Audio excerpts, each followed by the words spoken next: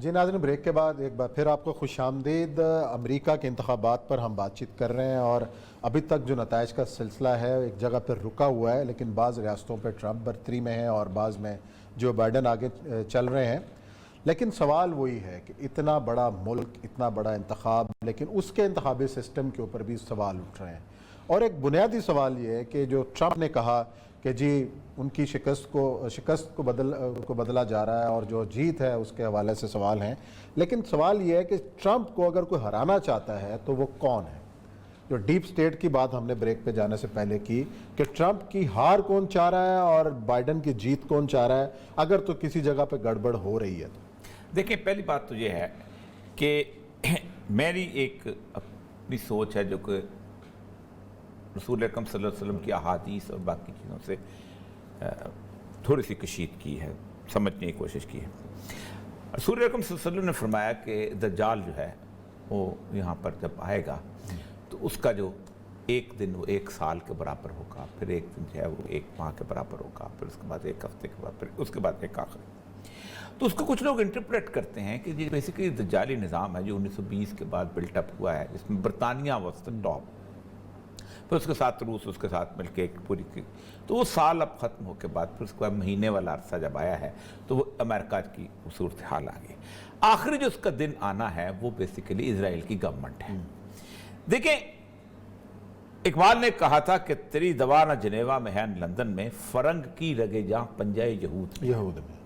میں نے آپ کو ایک واقعہ بھی سنایا تھا کہ 9/11 کے اوپر جنرل محمود کہتا ہے کہ جنرل ٹیننٹ بھی بے خبر تھا، اس کے لیے اسٹانشنگ تھا کہ یہ کیا ہو گیا۔ یہ ڈیپ سٹیٹ کی ڈیپیسٹ پاسبل سٹیٹ ہوتی ہے۔ یہ کون ہے؟ ٹرمپ کے بارے میں کوئی شخص یقین نہیں کرتا تھا کہ یہ شخص جیت جائے گا امریکہ جیسے سیریس ماحول کے اندر، جہاں الیکشن کو ہمیشہ سیریس لیا جاتا ہے۔ 1 یا 2 پریڈکٹ کرنے والے ایسے تھے جو کہتے کہ یہ جیتے گا۔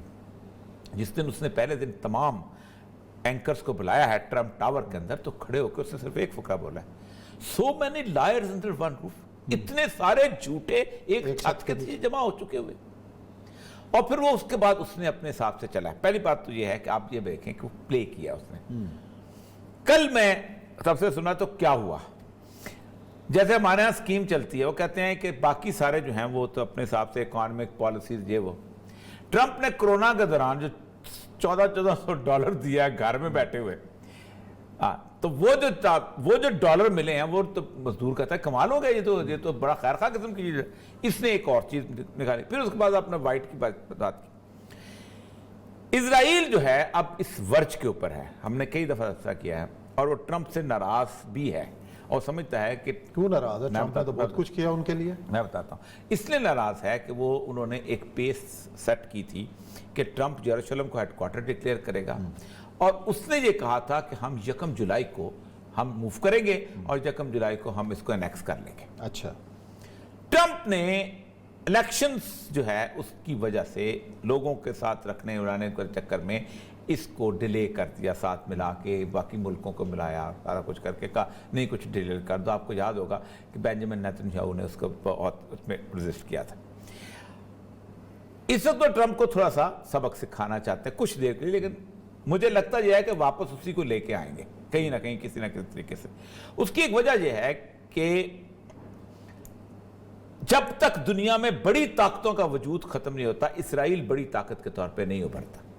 اچھا، اسرائیل کا مفاد اس میں ہے کہ امریکہ ایز اے بڑی طاقت جو ہے، میں آپ کو چھوٹی سی عرض کروں نا، دنیا بھر کا یہودی ایک ریگستان میں جا کے کیوں جمع ہوا ہے؟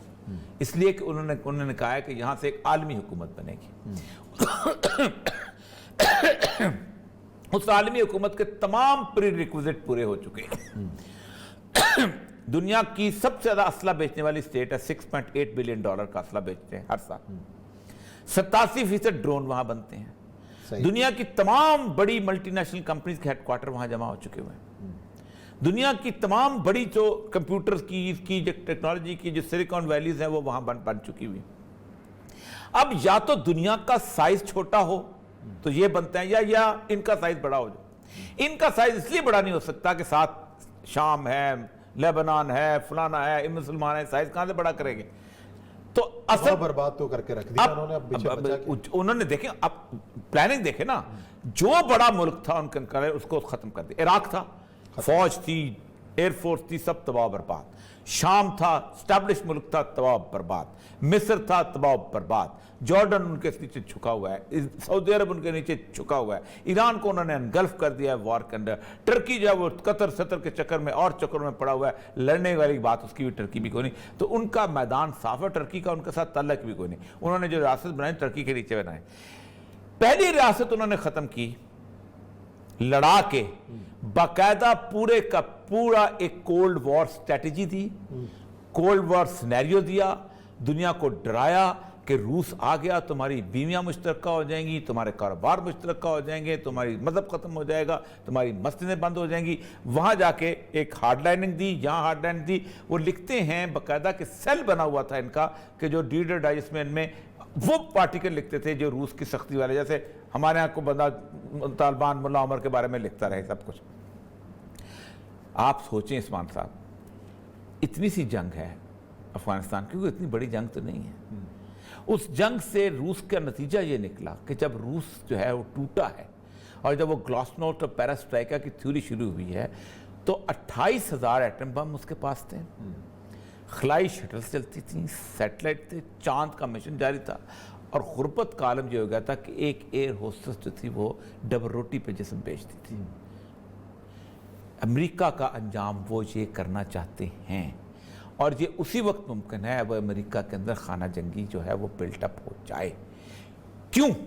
امریکہ کے بارے میں کہا جاتا ہے کہ امریکہ میں 4 ریاستیں علیحدہ ہو جائیں تو امریکہ بحیثیت ایک بہت بڑی عالمی طاقت ختم ہو جاتا ہے. امریکہ سے کیلیفورنیا علیحدہ ہو جائے, امریکہ سے ٹیکسس علیحدہ ہو جائے, اور امریکہ سے شکاگو علیحدہ ہو جائے, ختم ہو جاتا ہے. کیونکہ نیو یارک جو ہے وہاں تو صرف کمپیوٹر کا کام ہوتا ہے.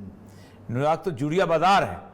نیو یارک میں تو آپ نے یہ کمپیوٹر اٹھانا ہے, تجارتی ہب ہے, ہاں صرف وہاں گفتگو ہوتی ہے نا, گفتگو ہوتی ہے, سروسز کا تبادلہ ہوتا ہے نا. کوئی فیکٹری نہیں ہے, کوئی اور چیز نہیں, کوئی کارخانہ نہیں ہے, کوئی جائیداد نہیں.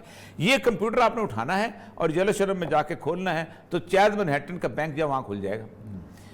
یہ کھولنا ہے تو آپ نے وہ اپنا سی بی ایس کا بینک کھل جائے گا. یہ کھولنا ہے تو سارے کا سارا ودن 1 منٹ آپ کا پورے کا پورا ہیڈ کوارٹر وہاں سے, کاغذات تو ختم ہو چکے ہوئے. تو اصل میں چاہتے یہ ہیں کہ نہ ٹرمپ جیتے اور نہ جو بائیڈن جیتے. امریکنز ویسے ہی ایک دوسرے کو قتل کریں, ماریں جیسے وہ مارتے. 2 بڑی عالمی جنگیں انہوں نے لڑوائیں, اور صرف ان کے بینکرز روتشیلڈ فیملی فلانی انہوں نے پیسہ بنایا. اور مر کون رہا تھا؟ فرانس والے جرمنی کو مار رہے تھے, جرمنی والے فرانس کو مار رہے تھے. میں کل ایک ہمارے دوست ہیں, ایک پروگرام کرتے ہیں 3 اکٹھے مل کے. اب دیکھیں تعصب کی بات دیکھیں, کہتے جی کہ وہاں جو ہے نا وہ ایک جو طالبان والی گورنمنٹ ملا فضل مان ہے, وہ بھائی وہ مسلمان نہیں, وہ نیشنلسٹ ہے. کیوں نہیں بولتے وہ سیکولرز ہیں؟ کیوں نہیں بولتے یہ سیکولر دہشت گرد ہیں؟ مثال لگائیں گے جو کہ وہ تو طالبان کی گورنمنٹ آ گئی, وہاں کے طالبان ہیں وہ. اور بھائی تمہیں شرم آنی چاہیے یہ بات کہتے ہوئے بھی. اور سب سے بڑی بات یہ ہے, ہٹلر جو ہے وہ طالبان تھا, ہٹلر تو سیکولر آئیڈیالوجی کا مالک تھا, اس کو کیوں نہیں کہتے کرسچن دہشت گرد؟ 90% ووٹ لے کے آیا تھا. تو اصل مسئلہ یہ ہے کہ جمہوریت کا ایک اور چہرہ انہوں نے ختم کرنا ہے دنیا کے چہرے سے, ٹوٹل ختم کرنا ہے. اس کی وجہ یہ ہے کہ ایک بنیادی مسئلہ سے عثمان صاحب یہ ہے کہ ٹرنی آف میجورٹی اپنی جگہ, اور اس کو ریئلائز کرایا ٹرمپ نے وہاں پر. اور مجھے صرف یہی ڈر ہے جو پہلے بھی ہم نے کہا تھا کہ ٹرمپ اگر ہارنے لگا تو ٹرمپ اس کو تسلیم نہیں کرے گا. اچھا چلے وہ تسلیم نہیں کرے گا, تو کیا امریکی ریاست اتنی کمزور ہے کہ اگر یہ ایسی افراتفری پھیلتی ہے, فساد پھیلتا ہے, تو چیزیں کنٹرول سے باہر نکل جائیں گی؟ آپ مجھے یہ بتائیں, سپریم کورٹ ایک ڈیسیژن دیتی ہے کہ نواز شریف کی حکومت بحال کی جاتی, تو آپ نے اگلے دن اس کو بٹھا دیا تھا نا وہاں. پھر اس کے بعد اگلی سازش آپ نے بعد میں تیار کی. صحیح, ٹھیک. ہم تو ہماری تو ریاست ایسی ہے کہ جو مطلب گردن سے پکڑ کے باہر نکال لیتی ہے, سوٹکیس بند کر کے کہتی ہے جاؤ. ٹھیک. اس کے باوجود بھی آپ نے اس کو بٹھانا پڑا کیونکہ آپ کا ایک ادارہ ہے. اگر وہ ٹرمپ وہاں پر سپریم کورٹ چلا جاتا ہے, تمام کی تمام सुप्रीम कोर्ट ये डिसाइड करती है, जैसे उन्होंने एल गोर, अब तो एल गोर का क्या किया था, एल गोर ने कहा था खुदा के लिए दोबारा रिकाउंटिंग करो, मेरे वोट गलत गिने गए हैं। नहीं सुनी उसकी। सुप्रीम कोर्ट ने कहा अगर एक दफा रिकाउंटिंग शुरू हो गई तो ये और तूफान मच जाएगा। हालांकि रिकाउंटिंग को मुश्किल काम तो नहीं थे, ना पर्ची बदलनी थी, ना बैलेट बॉक्स बदलने थे, कुछ नहीं बदलना था, क्योंकि they wanted Bush to come over there, क्योंकि एल गोर तो एनवायरमेंटल तकरीरें करने वाला बंदा था, और बुश और तरह की चीज, उनको बुश चाहिए था। और आप जंगें भी तो छेड़नी थी ना। आप खुद सोचे कि 9 माह पहले, 8.5 माह पहले आया बुश, 8.5 माह के बाद 9/11 हुआ है।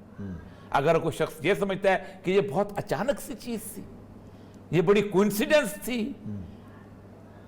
रोनाल्ड रेगन और उससे कोई 15 महीने पहले कौन आया, सैयद परवेज मुशर्रफ, ठीक सही है।